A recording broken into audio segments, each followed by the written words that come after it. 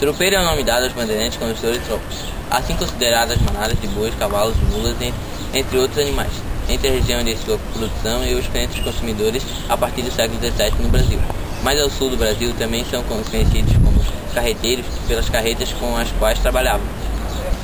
Entre outros sentidos, o comerciante que comprava tropas de animais para revendê-las e mesmo o tropeiro de besta que usava os animais para, além de vendê-los, transportar em outros gêneros para os comércios nas várias vilas e cidades pelas quais passava. Além de seu importante papel na economia, o tropeiro teve importância cultural relevante como vinculador de ideias e notícias entre as aldeias e comunidades distantes entre si. Numa época em que não existiam estradas no Brasil, nas longas rotas os caminhos que usava ajudaram a fazer brotar várias das atuais cidades do Brasil. Entre as principais tropas de onde se iniciou esse movimento estão Taubaté, Sorocaba, Santana do Parnaíba e São Vicente.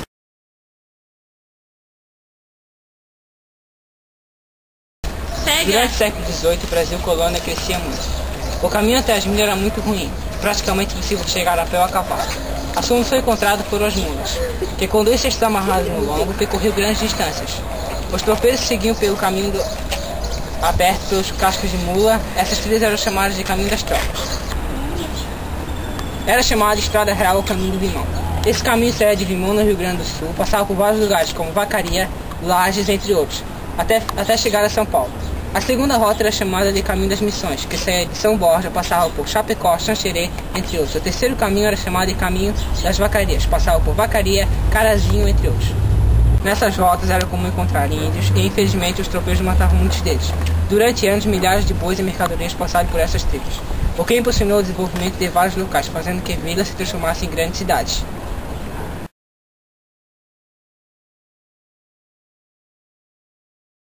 Todos os componentes da equipe de Tangia, a tropa, chamavam-se tropeiros, mas é claro que entre eles havia uma divisão de funções.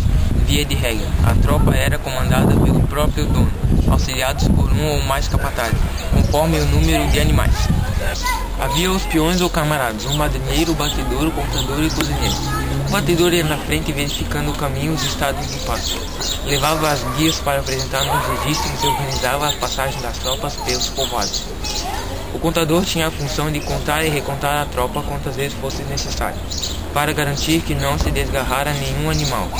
O madrinheiro, que às vezes desempenhava as funções de cozinheiro, era geralmente um rapazote. Sua função era conduzir a égua madrinha.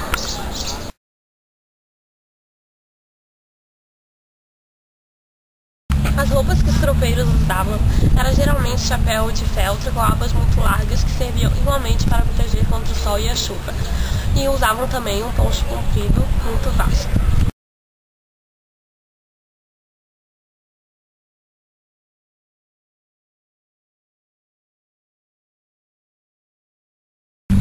A seguir, mostraremos o chapéu usado pelos tropeiros.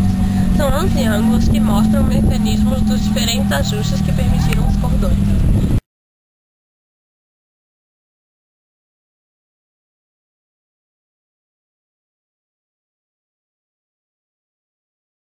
A culinária tropeira é o berço da gastronomia de várias regiões, pois preserva a identidade das tradições indígenas, portuguesas e espanholas, que se misturaram para formar um complexo cultural e culinário nas regiões. A comida tropeira foi construída por um encontro da cozinha portuguesa e espanhola, mas preservou a sua base indígena e agregou um tempero africano. A comida tropeira era por si só simples, prática e de muita substância, como eles diziam. O básico que o tropeiro levava para comer era o feijão, a carne seca e o toucinho.